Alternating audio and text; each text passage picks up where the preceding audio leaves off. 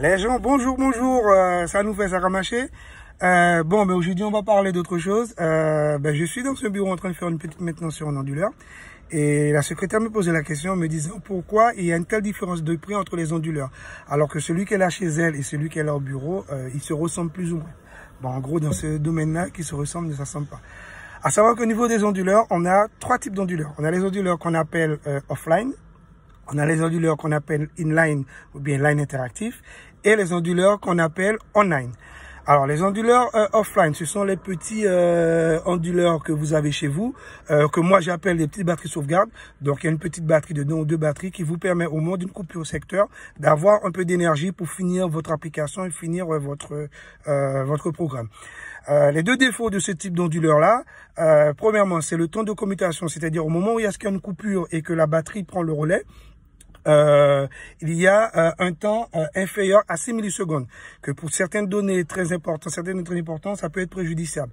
Et le second, c'est que le signal de sortie de ce type d'onduleur-là, on n'a pas un beau sinus, c'est-à-dire en principe, on a un beau sinus avec un plus et moins de l'intensité, avec une fréquence de 50 Hz, c'est-à-dire qui change tous les 0,02 secondes. Donc en gros, c'est pas ce qui est au top quand vous avez des données sensibles. Donc ça, on parlait de l'onduleur offline. Alors, l'onduleur line interactif, c'est plus ou moins ça avec quelques particularités. Alors déjà, le temps de commutation, lui, il est inférieur à 2 millisecondes. Ensuite, ils ont rajouté un booster dedans, ce qui permet d'éviter de solliciter trop les batteries. Mais dans tous les deux cas de figure, ces deux types de technologies-là ont des batteries qui se trouvent en parallèle par rapport au circuit de l'onduleur. Je vais expliquer un peu pourquoi cette différence-là. Donc, en gros, c'est des onduleurs entrée de gamme. Et puis, on a l'onduleur qu'on appelle l'onduleur online. Donc, lui, alors premièrement, c'est que les batteries de sauvegarde se trouvent en série dans le circuit. Donc, dès qu'il y a une coupure, les batteries prennent le relais. Donc, pratiquement, on n'a plus de taux de communication qui est égal à 0. Donc, on n'a plus de coupure du tout. Donc, pour les gens qui ont des données sensibles à protéger, c'est le type d'onduleur à privilégier.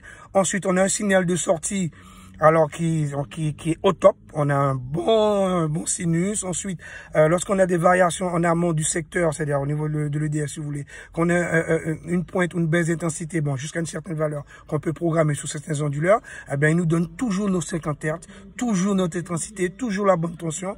Donc, c'est pour ça. Donc, c'est une technologie qui est beaucoup plus coûteuse. Donc, c'est pour ça qu'il y a une différence de prix. Donc, les onduleurs peuvent se ressembler, mais n'ont pas la même technologie. Donc, c'est à vous de savoir ce que vous devez protéger avec votre onduleur et pourquoi choisir tel ou tel onduleur.